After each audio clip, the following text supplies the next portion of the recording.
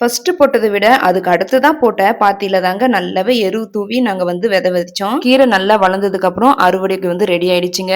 அழகு இருக்கிற இடத்துல தான் வந்து ஆபத்தும் இருக்குன்னு சொல்லுவாங்க. இப்ப இதுக்கு கிட்ட போகிறதுக்கு கொஞ்சம் பயமா தான் இருக்கு. ஏன்னா ஒரு வாரமா அதிகமா வந்து பாம்பு பார்த்துக்கிட்டே இருக்கேன். கழனிலயா இருந்தாலும் சரி, வீட்லயா இருந்தாலும் சரி. அதனால கீரையில கை வைக்கிறதுக்கு முன்னாடி அங்க இருக்கிற மணலை வந்து ஃபுல்லா கீரைக்கு மேல போட்டு விட்டுட்டு அதுக்கப்புறமேட்டு தாங்க போயிட்டு கை வைக்கிறது. இப்ப நான் அறுவடை பண்ணிட்டு இருக்கிற கீரை பாத்தீங்கன்னா முளைக்கீரை.